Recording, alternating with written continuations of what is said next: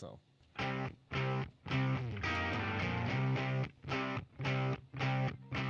This is the Voice of the Land podcast with your hosts, Kevin Arnold and Nick Paulus. Last week, Kevin Stefanski called it a beautiful win in ugly weather.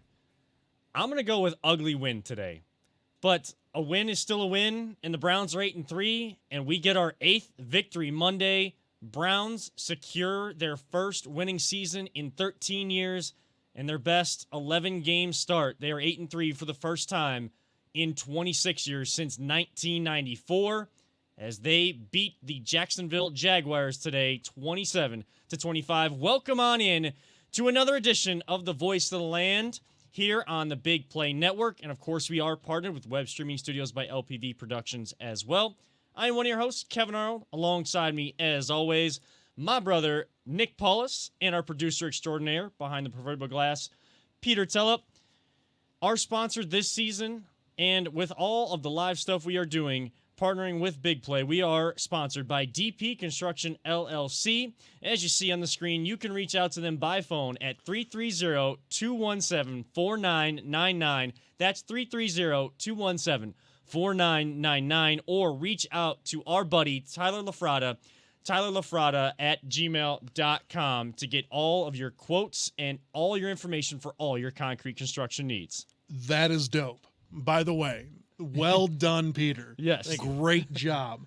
That was fantastic. That whole background, everything on that was awesome. I guarantee you Tyler will be thrilled with that. Well, so it's well all done.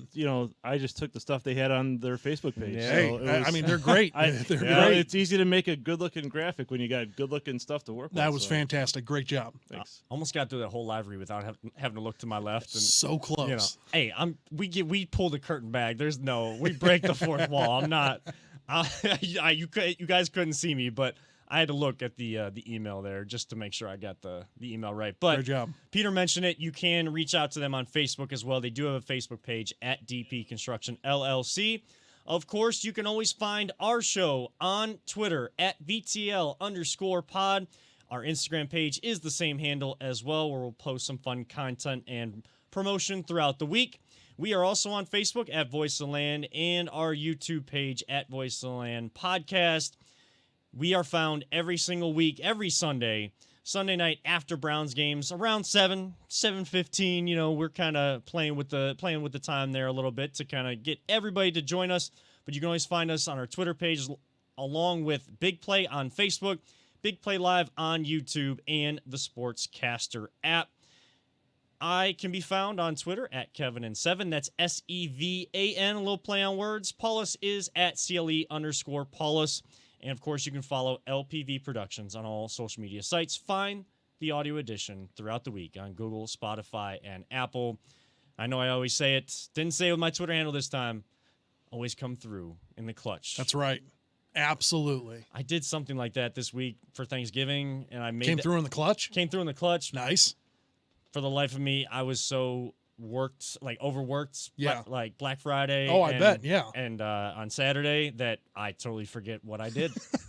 You know, Just poof, gone. Poof, gone. We are here to talk Browns though, as they get the win today. Paulus, we just want to jump right in tonight, and if you want to jump in with the conversation with us as well, we kind of posted the question: Browns playoff bound? Paulus posted it, posed it to Peter and myself as we got the show started here tonight. Let us know. Reach out, whether you're watching on Twitter, comments there, Facebook, comments, YouTube. We'll try to follow as many of the feeds as we can and get those comments out there. Keep the conversation rolling. But I throw it to you, Paulus. You said Browns, it's basically a lock. That's the way you were kind of presenting it. Well, thanks. Thanks. I mean, you know, you posed the question. Hey, yeah. Why do you say Browns are playoff bound after today's win, securing not a losing season, but not necessarily a winning season, could be still 500? You know, it's one of these moments. This game was Baker Mayfield. Okay, it was crazy. It was great at sometimes, and then it made you want to pull your hair out of your head at other points and times. I saw Baker throw to Jarvis, and like Jarvis do some Stretch Armstrong, like some some great amazing catches out there. He bailed Baker out a couple of times, but then Baker led him perfectly on a couple as well. Baker had some freaking dimes out there. Almost cussed. I was this close. I'm getting closer and closer to cussing on here, and I'm trying not to. We got to go with FCC compliance. And for those that don't know, that's his favorite word. Right, it really is. Yes. Cursing like a sailor out here. Cursing like Baker Mayfield.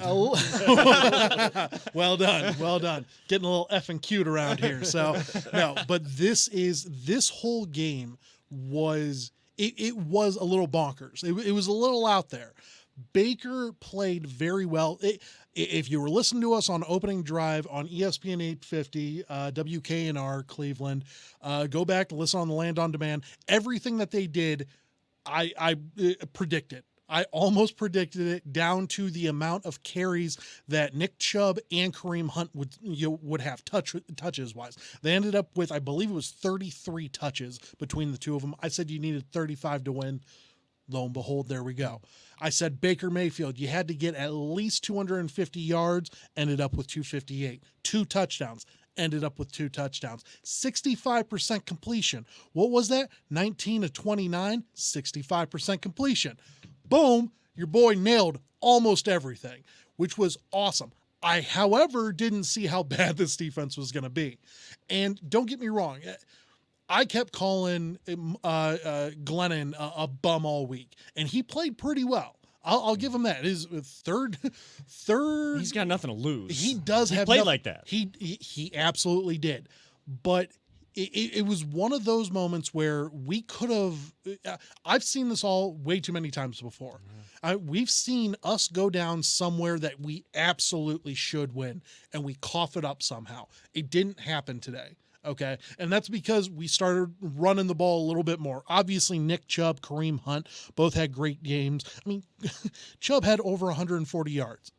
On 19 carries, 144 yards and a touchdown. Kareem had 62 on 10 carries. So, just a 6.2 average, nothing big. Great job all the way through with all of the offensive. The defense was a sieve today, but that's to be expected. Let's be honest, guys. You're out Miles, you're out Denzel, you're out Taki, who, we can laugh at Taki, was a game captain last week and got a pick 6 and was dominant in last week's win. And you're out without him. And on the first freaking play of the game, you lose Ronnie Harrison, who I believe is going to be a Pro Bowl safety, not this year, but in coming years. Once again, pair him up with Grant Delpit, they're going to be unbelievable. This game, though, came down to Baker Mayfield. This game made me crazy because I saw some great completions by Baker. And then how do you miss Higgins on that crossing route that was set up perfectly? How do you miss that? That's what you have to get better at. And Baker said in postgame, he said that as well. He said, I have to be better about that. Those wide open plays, his words, those wide open plays are the toughest ones to get to because you overthink it. Don't do that, Baker. Just it's as easy as it came. I could have made that throw. Kevin could have made that throw. Peter could have made that throw. My sister could have made that throw. You got to make those throws. That's what the difference is between 11-5 and 10-6, which could be a playoff berth. I think he's going to make those plays, though, going down the road. I truly do. We mentioned last week that was, I guess, can call it Coach Kev's corner or whatever. Yeah. We talked about last week. It's the fact that not just in the playoffs, but you have kind of a playoff game coming up next week. You have a playoff preview. You already have a game advantage on the Indianapolis Colts, who have now shifted to the wild card race instead of still in the race for the AFC South, but they have shifted now to the wild card position, and Tennessee takes over by beating them today.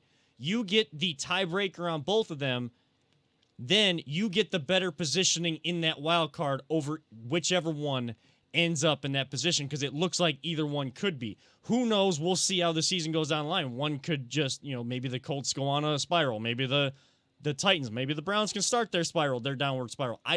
There's still a lot of football to be played. 5 games left to be played this season. But in a game like that against the Titans, you cannot miss that throw when it has playoff implications. And there are so many teams in the AFC still playing really good football, and it's going to take really good records to make one of those 7 spots. It's not like you can squeak in 7-9, 8-8 in that just because they added that 7 spot. There's competition going on this year.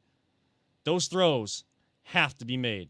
Peter, as you were watching the game today, just your thoughts. I mean, we talked about it a little bit before we kind of came on air about those throws from Baker, but I mean, Paulus brought up the defense too, missing a lot of guys, but it's been a sieve all season, even with some of those guys in the lineup. It has been, but I think today we just were missing so many people, and it really showed because I can't think of his name. Was it their running back? Oh, James Robinson. That dude's a stud, by the way. I wanted to call him Robbins. Yeah, I don't know. He played like Batman. But yeah, I mean, he was ripping off. I'm surprised they didn't run the ball with him more. Honestly, because they are Jacksonville. Yeah, they're not the brightest. Yeah, but actually, my cousin was at the game. Really? Oh yeah, he was, because he lives down in Orlando. He shared on Facebook a picture, like a video, and he's like, "Where are the Jaguar fans?" It was they were all socially distanced, but all the fans around him, were all Browns fans, all wearing Browns gear down there. So. World's team. Yeah, World's team, baby. Basically. No, I was disappointed in the defense. I wasn't expecting a lot from them just because of how many injuries we have. But I was expecting more from our offense. Okay. And some of those throws that Baker made, or missed, I should say. Sure. Just, there was the one, and I think it was that crossing route. He threw off his back foot, and there was no reason that he should have. There was some pressure. That's the Higgins one, right? Yeah, there's some pressure, but not. It wasn't in his face, and if he would have stepped forward, 6 points. Oh, for sure. Yeah, so that was. I don't like having to grasp onto the arms of my chair as I'm watching these games and hoping that they don't, find a way to lose. And some of those, some of the challenges that they had. I'm like, you know what? In the challenges, and I got kind of ripped on Twitter for it because I thought, some of the challenges, the 2 challenges that were out there were questionable challenges. Clearly, the Harrison Bryant non-TD catch, it was clear as day. He's got to hold on to that, by the way. He does. He does. Harrison Bryant has had a rough couple of weeks. Yeah. Okay. Let's just be straight up honest. And I wish somebody would have really. Like they did last week, where Mac Wilson came up to help with Denzel Ward, clobbered. Yeah. Wingard, he was coming in late on some stuff, and he was getting. Oh, so I mean, annoying. Harrison Bryant has had a rough couple of weeks. I mean, a couple of fumbles. I mean, the drop touchdown. Yeah. It's been an issue, but once again, going into the season, he's exceeded my expectations so far for this year because I thought that we found a steal in the draft that if we develop him right enough, maybe he can be the next Austin Hooper, maybe.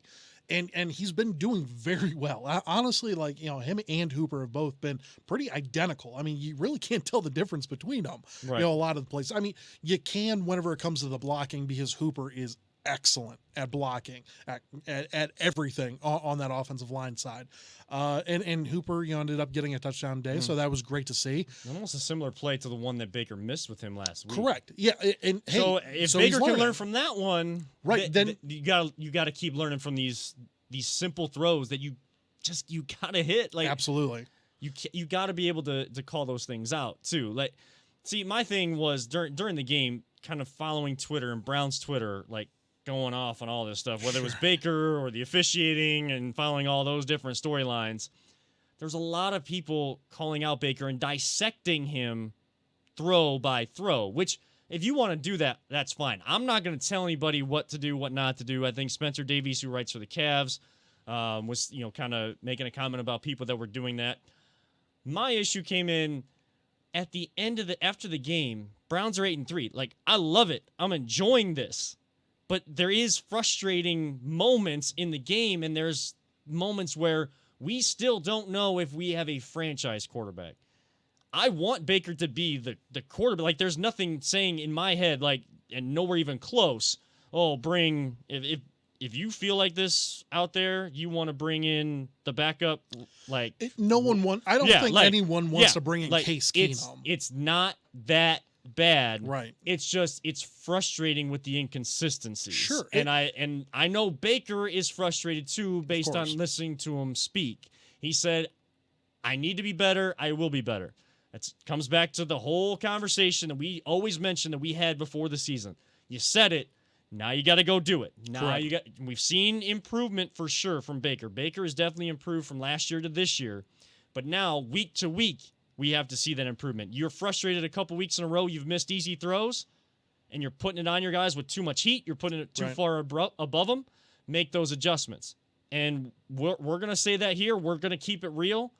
But there were people making those comments throughout the game, and then after the game, they go back to the we're 8-3. Don't come at me with your negative comment, like your negative energy, or people don't know how to act. Yeah, and like that's an issue that I'm okay with because we are 8-3. You know, I understand. I might be one of those people because I was, like I said, almost tearing my hair out. Yeah, you know, watching this game because.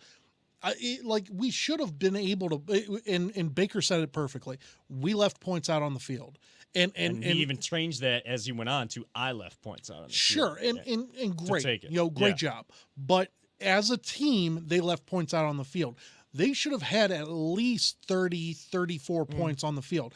And the fact that they didn't, it's not a huge deal. We put up 27. You put up 27. Typically, you win those games. Depends on how bad your defense is. Yeah. And whenever you're out, I mean, it feels like 11 starters, you know, on the defensive end. You got to be able to come together somehow. And this team did. They gave up 25 on the defense, but they did stop them. Sendejo, we give you a lot of crap. And he came up big today. And I will give him that. I put that on Kevin. You got to put that on Kevin right now because I understand 23 is not your favorite guy. He's not my favorite guy either. But Sendejo played well today. Was he an all-star? Is he going to go to the Pro Bowl? Hashtag send Sendejo? No, that's not happening. But he played well today. The defense played well enough for us to get the win. Did they almost give it up as well? Yeah, they did. But I'm confident that we are going to get Myles Garrett back next week. And who knows whenever Denzel's going to be able to come back. Hopefully sooner than later. But once again, Tony Grossi stated on, I believe it was on RBS earlier this week, stating that Denzel has a similar injury to what Wyatt Teller had.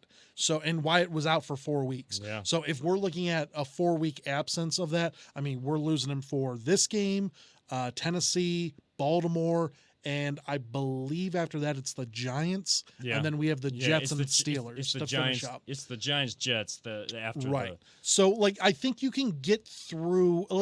Getting through next week is going to suck. You were able to get through this week, but A.J. Brown is a dude. And, I mean, he took a little muffed punt or something like that. It was an onside kick. It was an onside kick. Yeah. Thank you. Yeah. Yep. Yeah, he took the onside kick and ran it back for a touchdown. The dude's awesome. So we have to be prepared for that. And then I don't know if any of you guys saw King Henry, but Derrick Henry, oh my God. In fantasy, I think he had 41 points through 3 quarters. It was unbelievable. He had 140 yards and 3 touchdowns through the half. He's unreal. And we got to go up against that guy next week. Okay, they got a solid offensive line. Their defense isn't great, though. We can capitalize on that as long as we stick to our game plan and make sure that Baker doesn't go crazy on us. Today was okay throwing over 25 times. He threw 29. Mm-hmm. Right in the wheelhouse. That's okay. Completed 19, 65%. Right. About 260. That's kind of where that's where we want them. That's 2 honestly, TDs. that's perfect. No turnovers. That's perfect. If Baker did that every week, I mean, we'd send him to the Pro Bowl. We would literally vote him into the Pro Bowl. But the issue is that he's not consistent enough to do that yet. Hopefully he gains that consistency. This was a bad team. Let's see what he does against Tennessee next week, though. That's going to be the key to everything. Because if you do beat Tennessee, once again, you already got the Colts, you beat Tennessee, no matter who comes out of that division, you're automatically ahead of them in the wild card race. Right now, you are the number one wild card seed, which is unreal. Yeah. You know, if it wasn't for Pittsburgh having an ungodly year right now, you'd be right there almost with the division. And how cool would it be for us, and it's not going to happen this year, but how cool would it be if we got a home playoff game? You know, hopefully non-COVID year. You know, we get a a home playoff game. That would be awesome to have 66,000 fans down that stadium rocking on the shore. That would be awesome. I can't wait for that. I'm going to bring you guys real quick into Coach Kev's corner. And Here we go. I'm going to speak to defensive coordinator Joe Woods. You will forget more football than maybe I will ever know. But what I do know is that you are going to need to come up with a plan to duct tape the sieve of a defense that you have right now, even if Myles Garrett comes back next week, to try to stop or contain King Henry. Because guess what? If King Henry is watching the film and getting prepared to go against the Browns already, he's looking at a king's feast in front of him. If he thought today was fun, he may do that all game long. Colts were able to stop him for a little while. They're division opponents. They're able to make those adjustments. Kevin Stefanski and his coaching staff, I will give them credit, have made the adjustments we have looked for a coaching staff in Cleveland to make for a long time, whether halftime, in-game, or from one week to the next, to fix any mistakes that they have. I know a lot of people were saying, and even our buddy Emmett Golden said that on Twitter, that anybody complaining about the defense, they had a lot of guys out. The only issue with that is this defense, unless Myles Garrett or Denzel Ward made a play, it's been a sieve. And if you want to give 23 credit today, that's totally fine. I'm not going to, because that's what you expect out of a veteran safety, that he should have made those plays all season long. And you can't just do it one week. You better start doing it for the last 5 weeks. You want credit? Do it consistently week to week. Just like for Baker, you need to make the easy throws, just like the tough throw, consistently to get the credit and build your way to really solidifying yourself as a franchise quarterback here in Cleveland. But Joe Woods, you better find a way to duct tape, rig up this defense to plug up any hole, because you don't have great guys on the outside to cover A.J. Brown, and you got a lot of holes in the middle for King Henry to feast, feast, feast like I did on Thanksgiving night with my turkey leg and my plate full of all the good stuff my family made.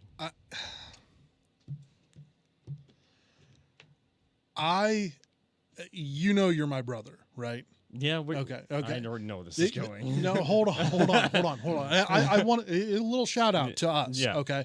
We started this podcast 2 years ago, like almost to the day 2 years ago. Yeah. Yeah. Like we are right on track of that. Yeah. And we've come so far. Does the year happen in between these next 2 weeks, like tonight and next week, I think, right? Yeah. I think it's actually tomorrow, I believe. Is it? Yeah, because my birthday is Tuesday and we did it the day before my birthday. Okay. So like we're right there. We're right. 2-year anniversaries tomorrow. So I just want to throw that out Everybody there. celebrate! Yay! 2 years.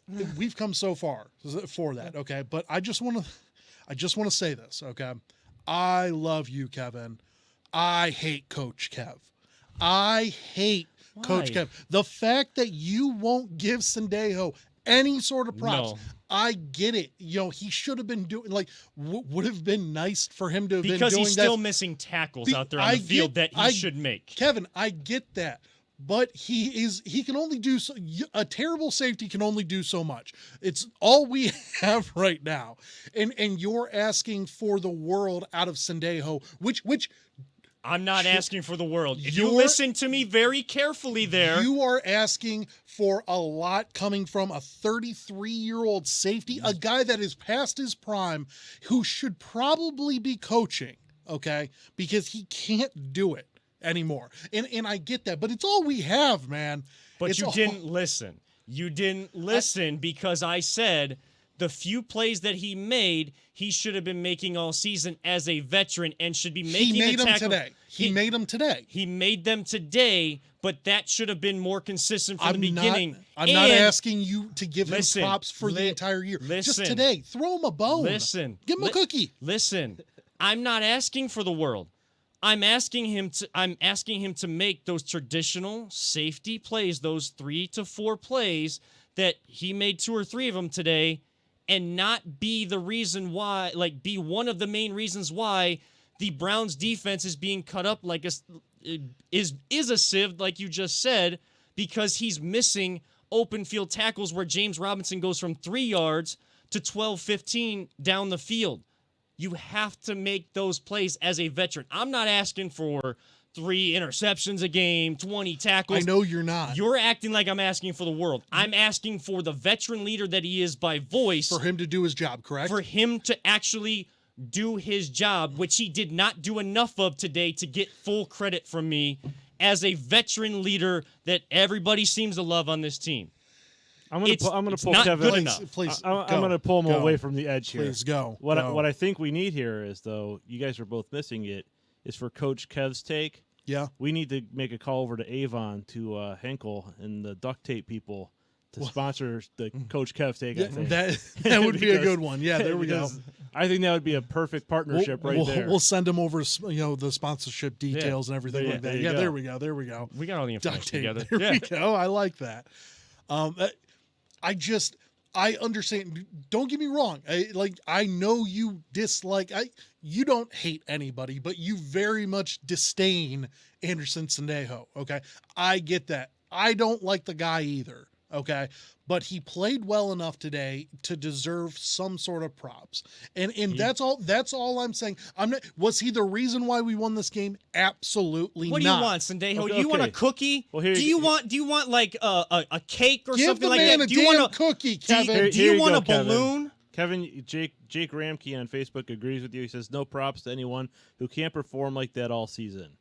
We could have put anyone else out there and they would have made the plays that Sandejo should have. He's a veteran, not a rookie. Name me one. Name me one guy. I'm reading the comment, man. I know. Ramke, name me one guy. Name me one guy on the team that could have played better today. Well, you said that we could make all the throws that Baker missed. So If I was kind of the same thing there. And if I was on the damn team, it's I kind could of have the made same that throw. thing. Well, Case Keenum could have made that throw. That's what I'm saying. You don't have a guy that's better behind him. And I'm not saying that Case Keenum's better than Baker. I'm not trying to go there. But I'm just trying to say that consistency does matter. And consistency today, Anderson Sandejo played a more consistent game today than he did all season long. Now, that's not to say God, these are low standards because a game that was so inconsistent from Sandejo, but was much better than any of the other 10 games that he has played. We want to give him a bunch of balloons and everything, throw a party for him. Great job. You did your job today. Can you do it again, please? I would love to see you do it again, or you can go to the street, not to the Pro Bowl. Send Sandejo to the street. The only problem is there are so many people out for the Browns defense. You're right. There are no better options, and that is the whole problem. But I'm not going to give a guy props because he finally did his job 11 games, 12 weeks into the season when he is a veteran, not a rookie. All I'm saying is that I think that you could be a little nicer today. On the guy. No. Baker, you know what? Let's end this because we're running around in circles right now. Baker, make the easy throws like you said you can. Sandejo, play like a veteran like you did today, not like you have the rest of the season. And maybe the answer to the question we pose, Browns playoff bound, we can finally say yes. I'm not willing to say that yet. To bring it full circle, I'm not willing to say the Browns are playoff bound the way we want them to be. I think the opportunities in front of them give them the best chance in a long time to break the playoff spell for this organization. Just to make sure, you don't think that they're a playoff team yet. Is that what you're saying? Correct. Okay. beat the Titans, I and do. you solidify yourself. I do. I think that they are. Based on numbers, I believe that they are. Did they beat a crap team? Like always, we're 7-0 against teams under 500 today. Okay. That does mean something. I know there was a CBS meme going around like, we're 7-0 or we were 6-0. I hated that too. Yeah. I know. I hated it too. It said that we were 6-0 against teams under 500, 1-3 versus teams that were. The one win was against the Colts. I hated that, but it does make sense. And not only it was fact, but it did mean it's something to me. Yeah. It means that you're doing what you're supposed to do against teams that you are highly superior to. You need to win those games. The teams that you are struggling against right now are playoff caliber teams. Although the Raiders, what the hell happened to you today? They got Atlanta doors blown off. Atlanta blew you up. Like, that is ridiculous. That was uncalled for. I don't know how Derek Carr, how do you go from 1 week looking like a solid quarterback? I'm not saying Pro Bowl or anything like that, but a solid quarterback to that. I have no idea. Did they have Grapple in the Atlanta Stadium today? I don't know. Maybe. I doubt it, but Only when the Raiders were on the field, though, right? Right. Yeah. Okay. But whenever it all comes down to it, like the teams that you're supposed to beat, you beat. Okay. We struggle against the solid teams. Okay. But I think that we're getting better. All of the guys said it this week that we haven't seen the best ball yet from them. Okay. And I do believe that. I do believe now that we're getting healthy, especially on the offense, we're finally getting healthy. Jarvis looked healthy today for the first time all year. Bless him, baby. Absolutely. There's a reason I wore this today. We got to give props where props are due. Right. And that's where I was going. To Jarvis. And that's where I was going. His 28th birthday was yesterday. Happy birthday, Jarvis. I'm older than Jarvis. Yeah, right? Like, Wait until like the people that you see start retiring, like whenever they your age start retiring. Well. Like it gets a little weird. About 3 months, I joined the 30 rank. So see, well there you go. But Peter just gave us both. Peter's got us by a couple of years. Yeah. By just a couple, just a few. just a few. But once again, Jarvis played unbelievable today. I wanted to give him his due props.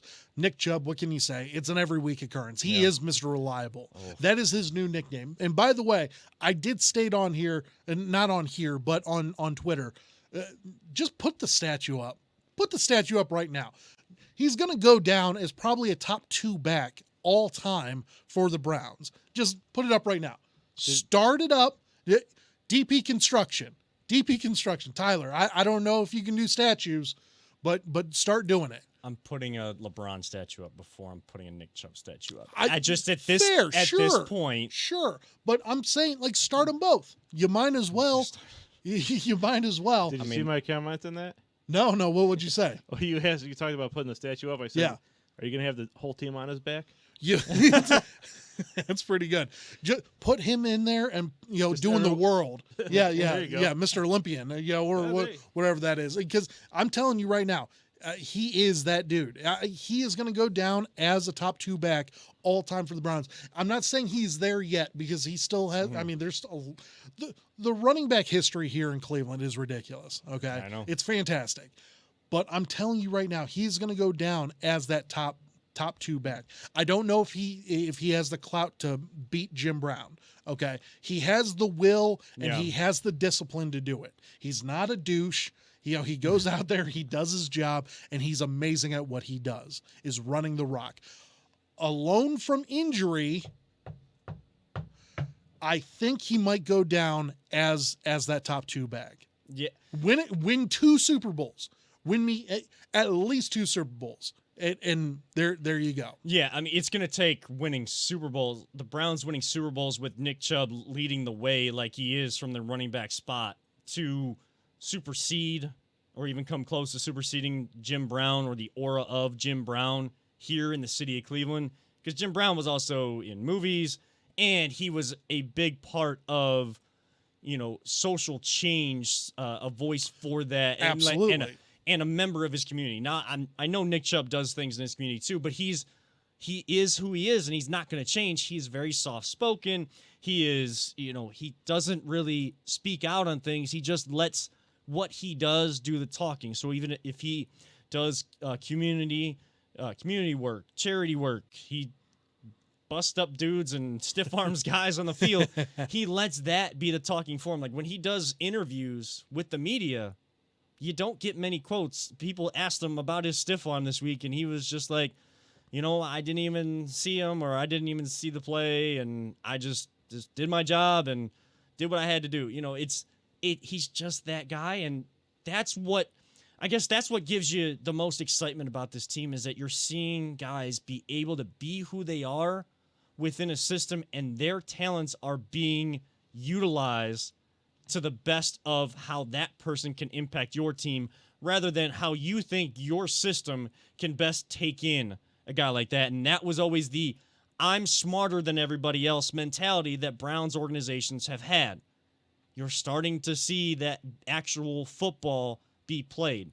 Now, again, I said that the Browns are not yet a playoff team. Go win against the Titans on the road. Go to 2-3 against teams over 500. You solidify the playoff spot that you hold. I understand they are well within the playoff race. So if the season ended today, they would be a playoff team, or they would be in the playoff picture. What I mean and what I want to see in terms of this team and answering the question, the Browns are a playoff team, is a team that is going to solidify their position in the dance and go out there and compete. Because 2 of those 3 losses, doors completely blown off against those playoff teams above and teams above 500. So go out there, compete, beat a team like the Titans, build some momentum. And guess what? You beat the Titans. They said that they were trying to be 1-0 each week. Well, you 1-0 next week if you beat them. And they keep looking at this season in quarters. When you get to that point, every 4 games, you could go this quarter of the season after a bye week. You have a chance to go 4-0. Yeah, you've already solidified at least 3-1. Be great to go 4-0 and really put the clamps down, building and sustaining, solidifying the winning culture that Kevin Stefanski and this organization is now starting to put there. It's not solidified yet. That's just the reality. It's not solidified yet. There are inconsistencies that people need to realize. But enjoy it, Cleveland.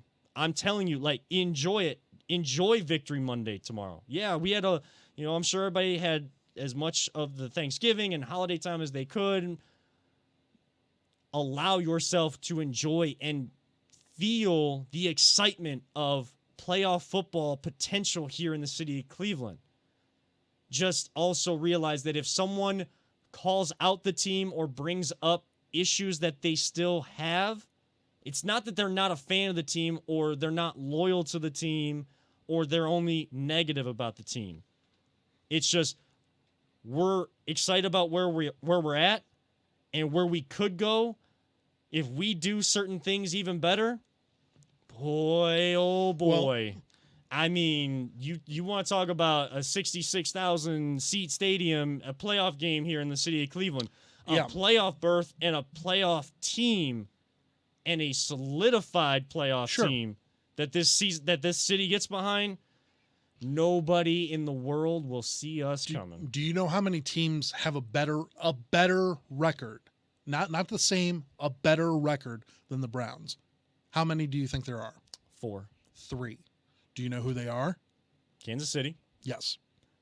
Pittsburgh. Correct. And Seattle? No. Oh, wow. New Orleans. Oh, they won again. They did. I mean, they did 9-2 on the year. It was against the Broncos. Yeah. With their Taysom, 5th quarterback and who was a wide receiver today? What was it? What was Taysom Hill throwing today? Did he I only saw highlights of him how running. well did he do? Yeah, how well did he do throwing? Honestly, I'm gonna have to look up the box score. I wasn't able to see it, but 9 of 16, 78 yards, a pick. So obviously not much. Yeah. But he did run 10 times for 44 yards and 2 touchdowns, which it's pretty solid on my bench. It's, which a lot better than what Kyler got me today. I'll tell you that much. But that being said, there's only 3 teams in the entire NFL that have a better overall record than you, Browns fans. Just soak that up, because we have yet to say that since 1994. And even then, I don't know the exact records of who we were going up against or everything like that was going on. But I'm telling you right now, Browns fans, I get it. It wasn't the prettiest wins of today. I'm fine with winning ugly. You know why? Because we're winning. That's all that matters to me. And I know that's all that matters to you and Peter. And that's all that matters to anyone that is a true fan. I understand, Baker could have made a couple more completions. That would have been awesome. I would have loved to have seen that.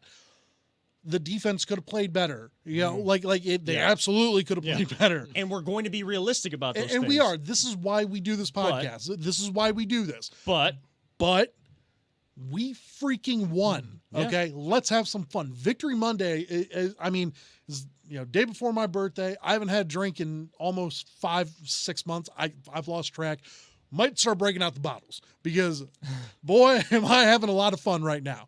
It is so damn good how I feel about this team. For the first time in my life, I can say that the Browns have brought me smiles instead of frowns on Sundays. And that's all that I care about. This team, since 99, has found so many different, unique ways to lose games in so many under so many different regimes, so many different years, all looked like the same story.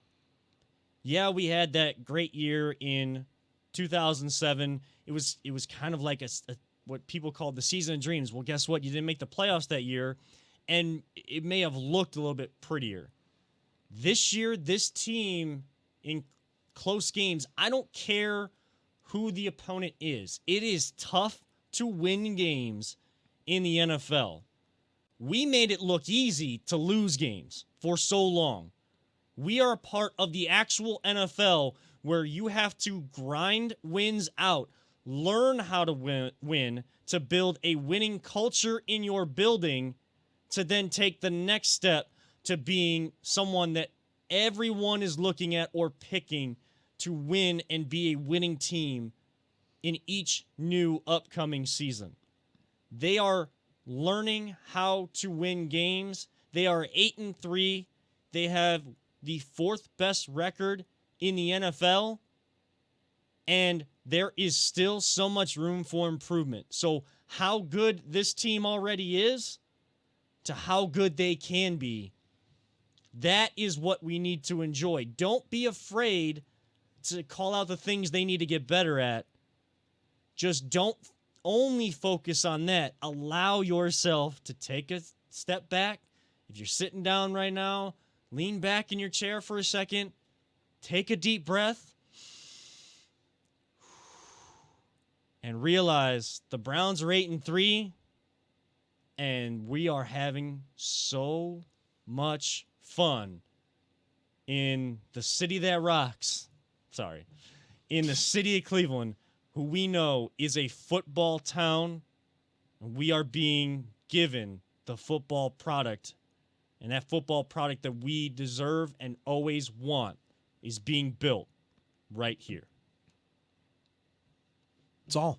What else can you say? I honestly really want to start talking some OSU though. Do you really? I really do, because it's tough. It's tough right now in the Big Ten, around the country too. Yeah. I mean, even you saw it for the Browns. COVID is. We can't think. COVID is alive and well. And I am telling you right now, it's only going to get worse. It really is. And that is terrible. And once again, strictly speaking for sports, we've talked a lot about COVID over the last 9 months. Yeah. We've done enough shows on COVID. I just want to talk strictly sports on this one. Okay. This time around. It's tough to do. It's tough. It's very tough to do. I think before we move on to OSU, though, I think we would be remiss if we didn't take a second to acknowledge Callie Bronson of the Browns coaching staff. Sure, yeah, who was the first female to be an interim position coach today, and I I believe her first name was Sarah. Her last name is escaping me. I should have checked that before we started, so my apologies. But the Vanderbilt women's soccer player who kicked for the Vanderbilt football team, they needed a kicker, and they brought one of the girls soccer players over, and I think they actually won the SEC. They won a big tournament there, so congrats to them. So a great team down there. First female in SEC history, Power Fuller. 5, Sarah Fuller. Yes, Sarah Fuller.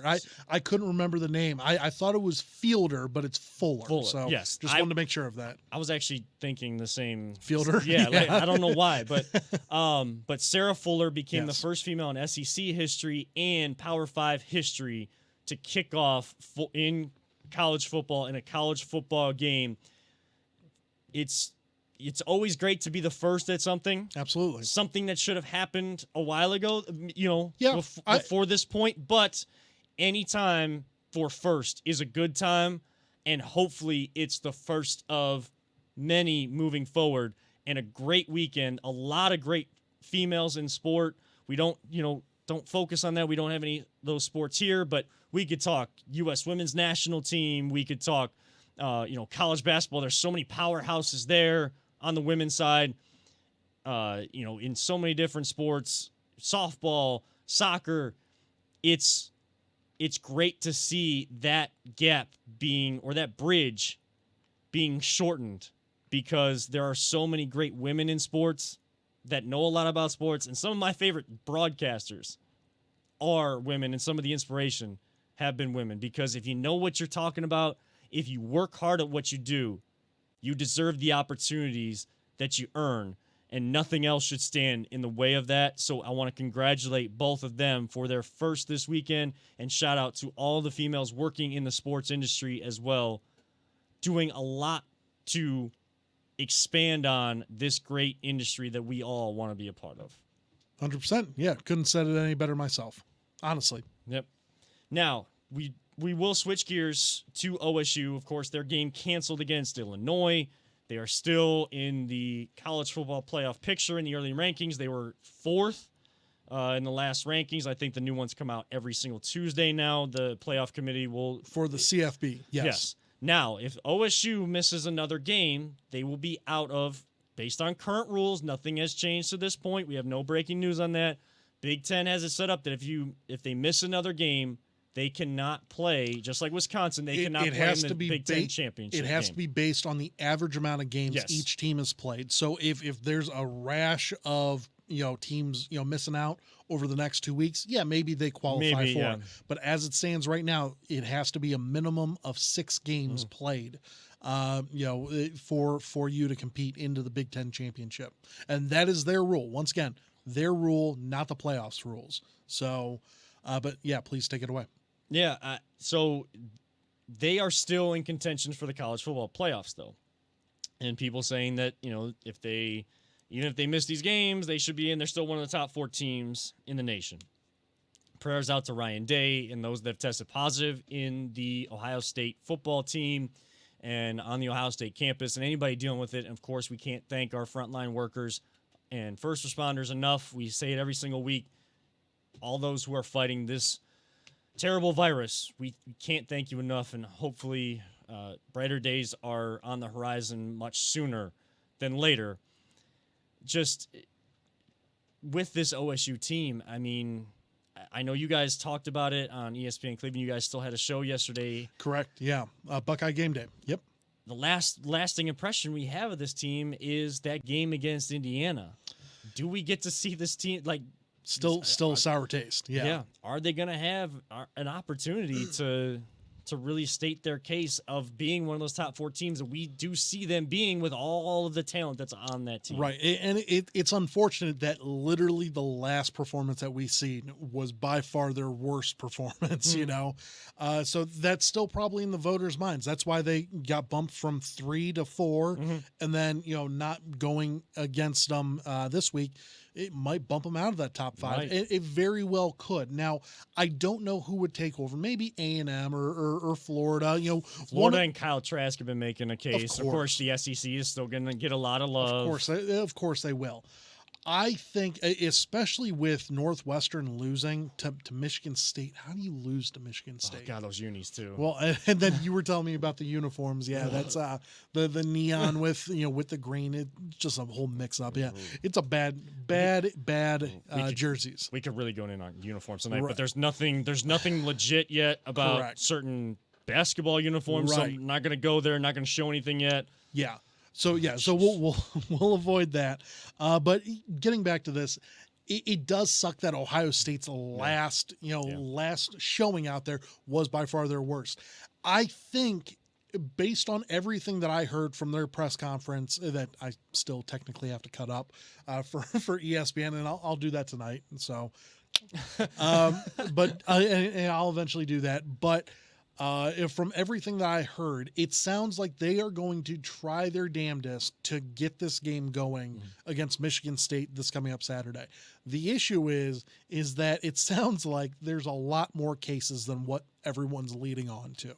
Yeah. Okay, so and if that's the case, then I don't see them playing this game this coming up week.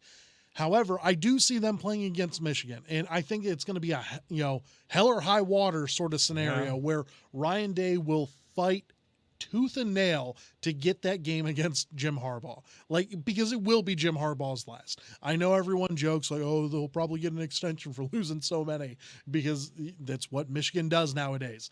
But I just see this being Harbaugh's last go around. Yeah. So I think Ryan Day really wants to stick it to him, and I'm all for that.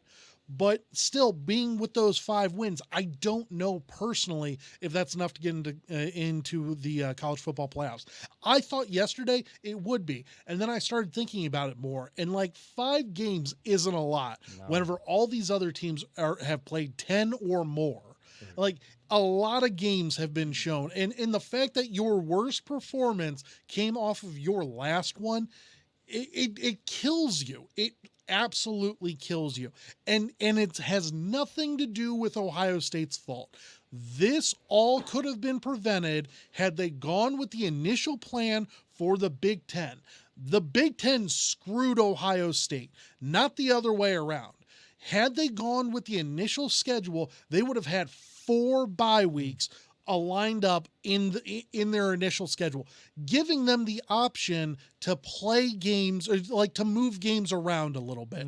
And it could have been done, but they chose not to do that. They chose to wait a little bit longer, and then it ends up screwing them, because you and I talked about it. We were like, you know what? We commended the Big Ten for being proactive and doing the right steps. If they didn't want to play this year, you shouldn't have played at all. And would that have made me sad not to see Ohio State? Yeah, that would have sucked, but I would have understood. The fact that you half-assed your way back into the conversation because you saw Bama and all those other guys go and play a couple of games, and you were like, you know what, we missed the boat. Let's just let's just do this real quick within a 3-week time frame. Hey, why don't you guys go start playing football? It doesn't make any sense, and this is why the Big Ten looks awful this year, is because there was no leadership to begin with. All of these teams have fallen, and it's not because the teams suck. Some of them do. I'll give you that. But the reason why Northwestern lost to Michigan State the other day, I truly believe is because they didn't have enough practice. Okay. I don't think Michigan State's that good. I think Northwestern is actually pretty good. The fact that we've only got 4 or 5 games on this schedule with those guys, it just bothers the hell out of me, because Ohio State should have more games played, because they should have started sooner. And had they started sooner or around the right amount of time frame, we wouldn't even be talking about this. They'd have at least 7 games played against 7 either conference opponents or 7 other opponents. This wouldn't be an issue if the Big Ten didn't end up screwing Ohio State. And I mean, what else can you say? Because you screwed yourselves out of the playoffs, Big Ten. Congratulations. Peter, who do you blame the most for do you blame the Big Ten for how they've handled this? And as we stand, as of today, November 29th, 2020, does the Ohio State Buckeye football team get into the college football playoff? I think the problem is hindsight's 2020, right? So I was excited that they decided to have, the season that we got. Sure.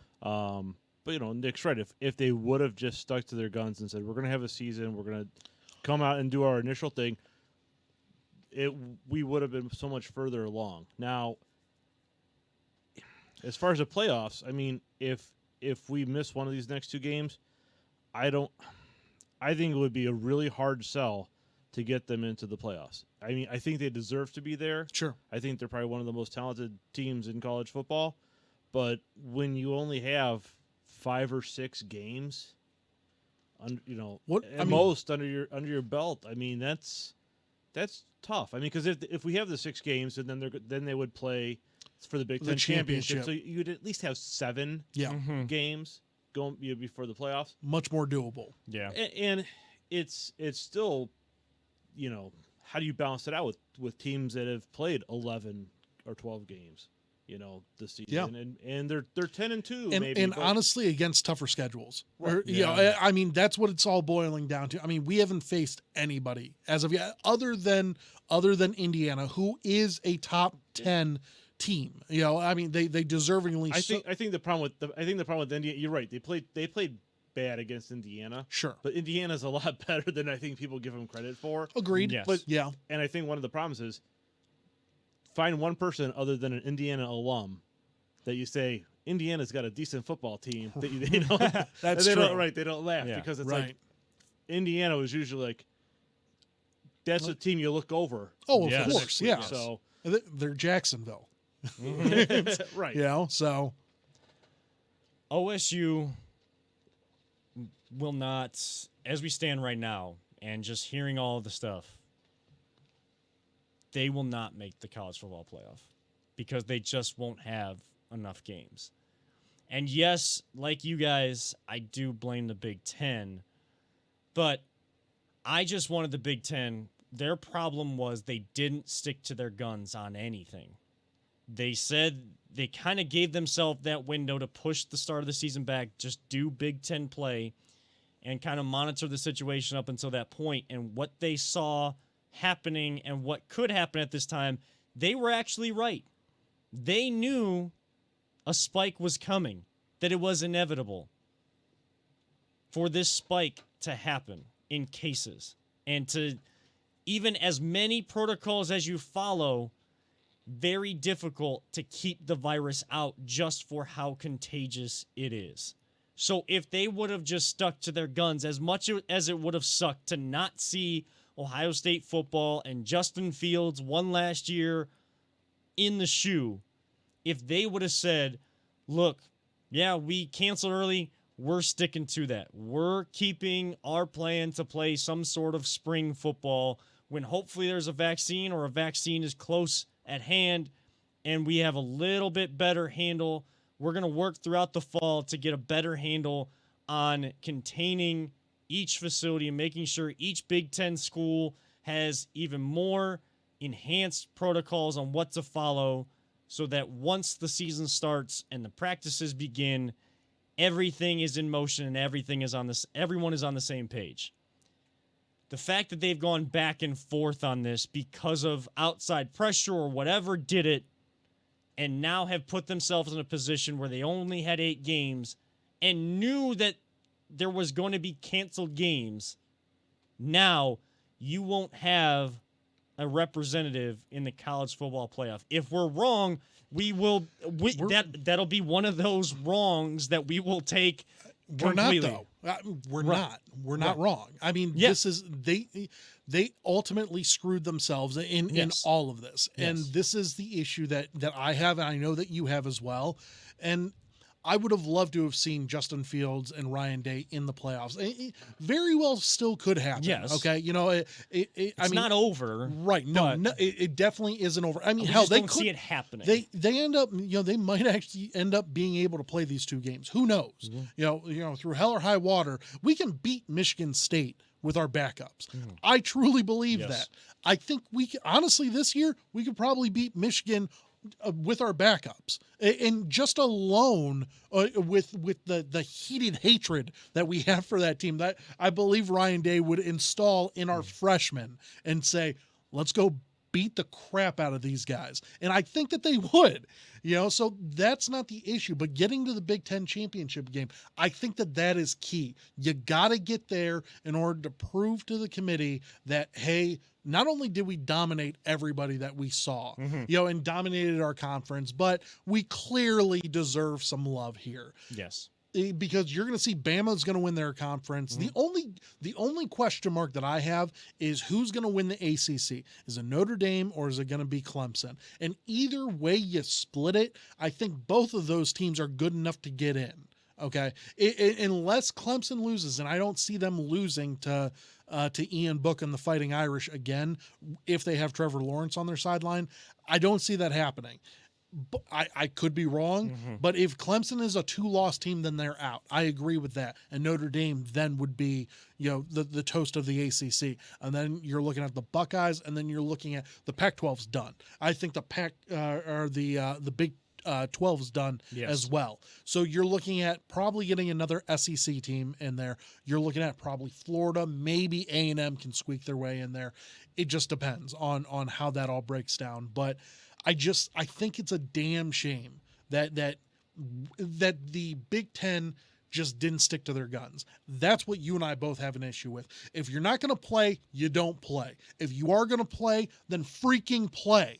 Just pick a side and stay over there. Stop being on the fence. Pick a freaking side.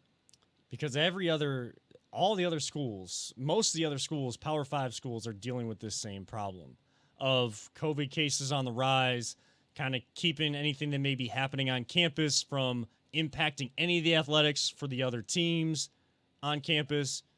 So, but they gave themselves more of a window to have those bye weeks built in to then push games back so that you only postpone them or reschedule them and not just have to straight cancel them because you have no wiggle room in your season.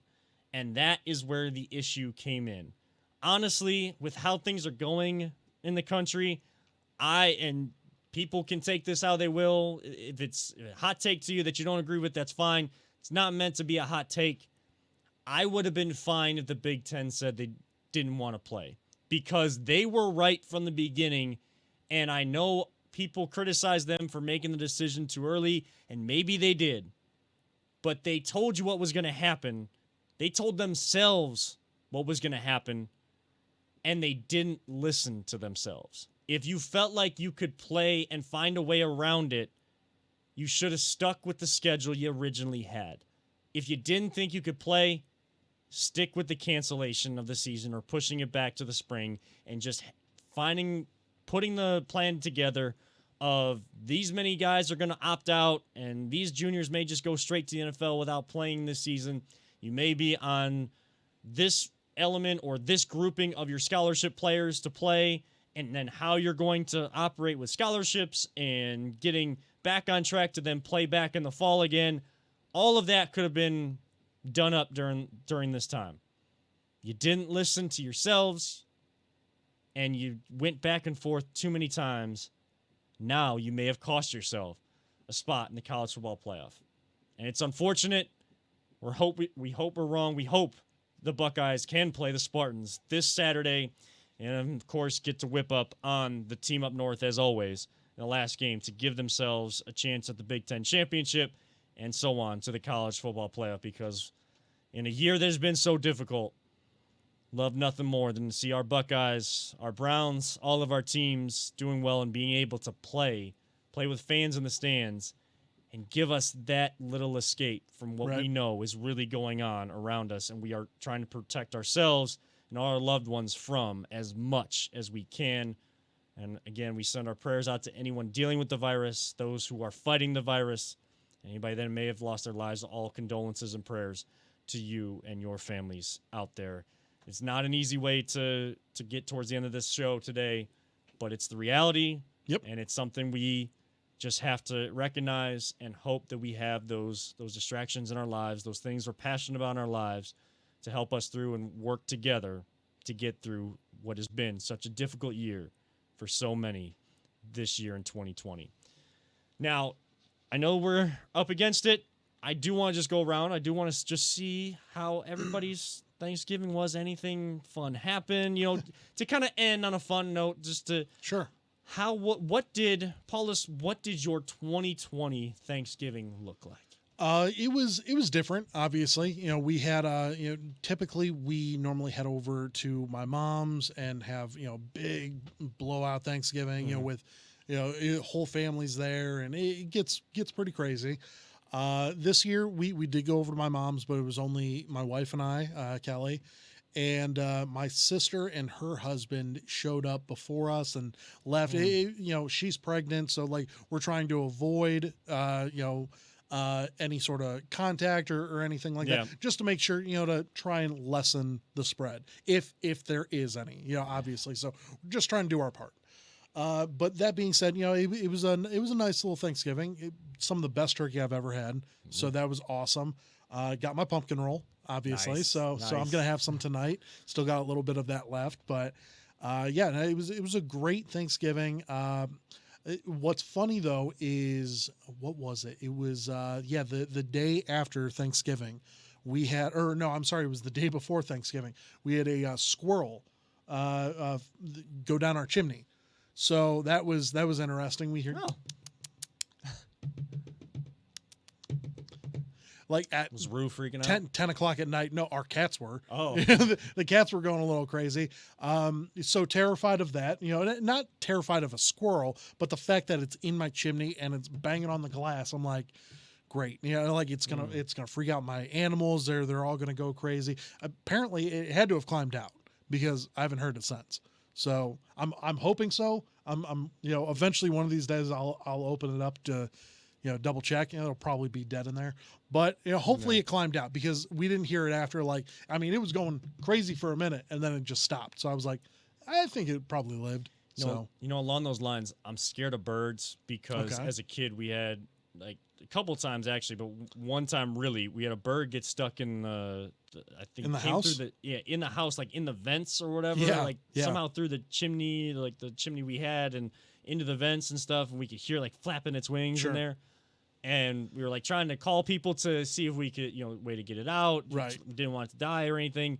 But one day, my sister and I are getting ready, and we're about to walk out the side door to go to the bus stop to go to school, and this crow flies up from the basement right through our heads, and like almost like attacking our heads. And my mom like runs to the front door to open it to let it out. Yeah.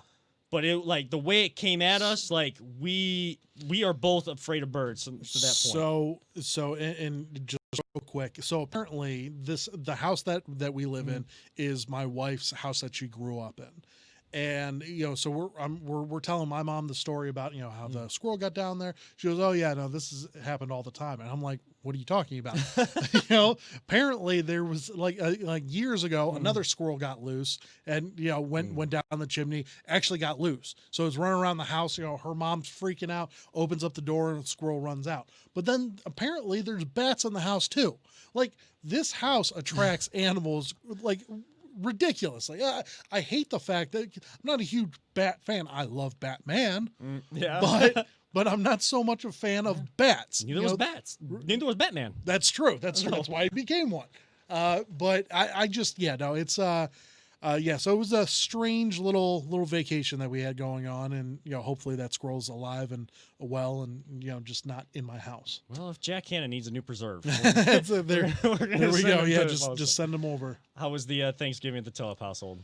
It was good. It was different. We normally go to my sister-in-law's, and we didn't do that this year. But Debbie cooked a whole bunch of food, and we had turkey and potatoes and stuffing, all the good stuff. So we had way more food than we needed because it was just the four of us. How it always goes. Yeah. Oh yeah. But it was good. And the night before, Jacob and I went down and we live streamed the City of Bedford's tree lighting ceremony. Nice.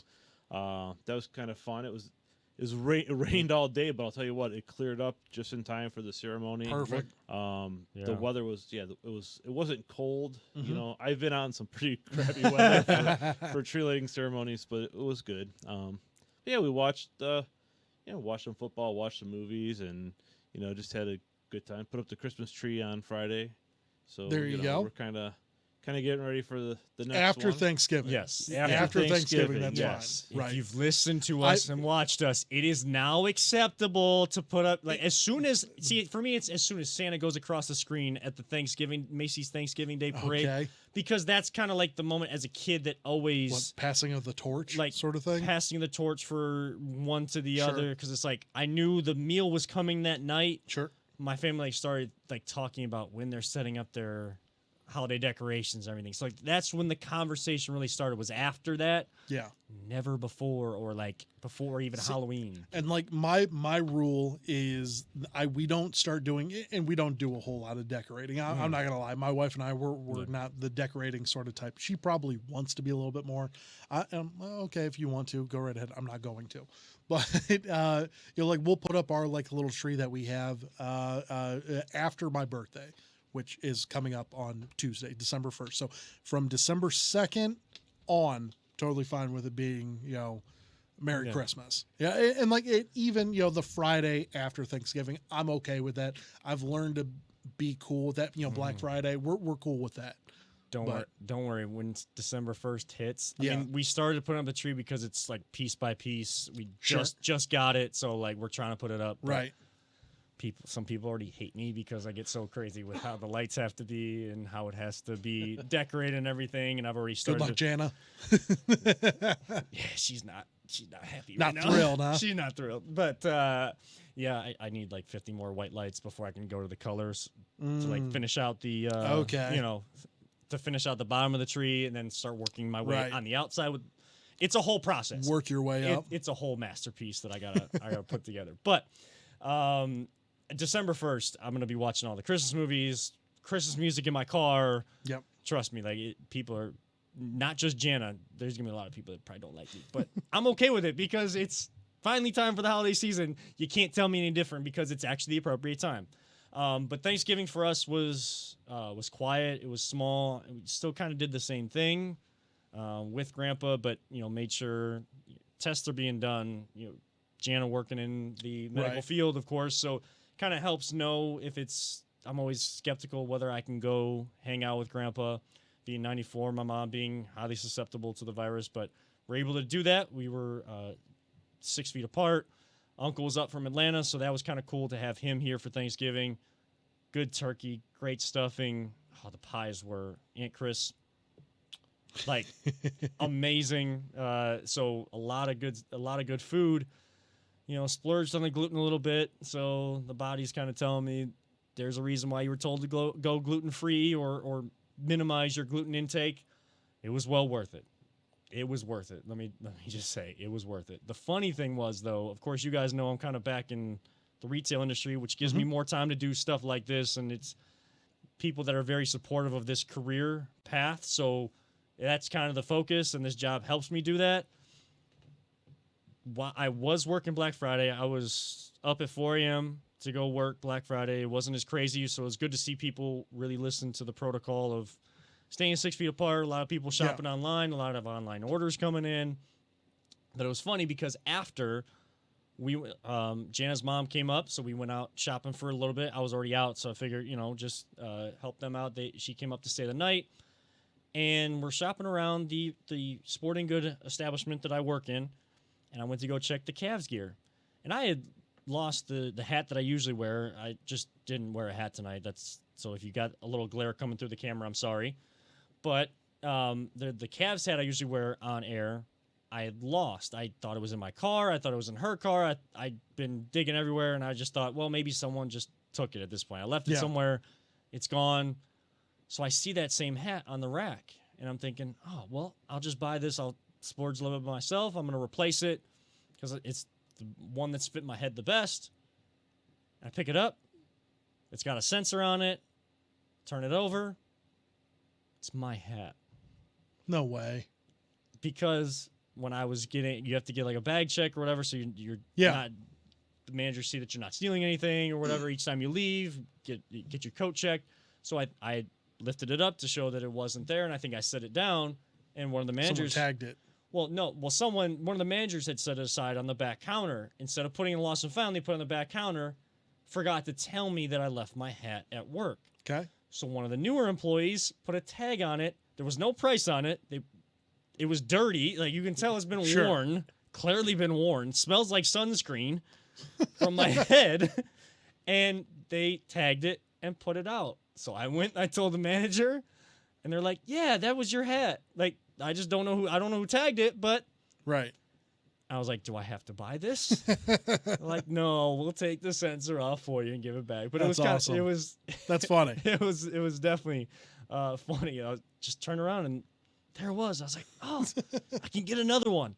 Wait, it is the mine. one.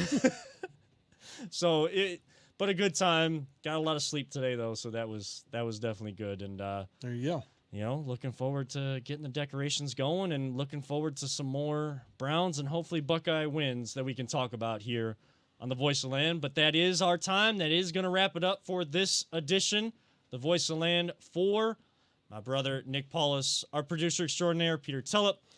I'm Kevin Arnold, telling all of you and reminding all of you sports fans out there, don't let anyone ever tell you it's just a game. Yes, it's now appropriate to get all your holiday decorations out and get that music blaring. And we love you all 3,000. We will see you all next week.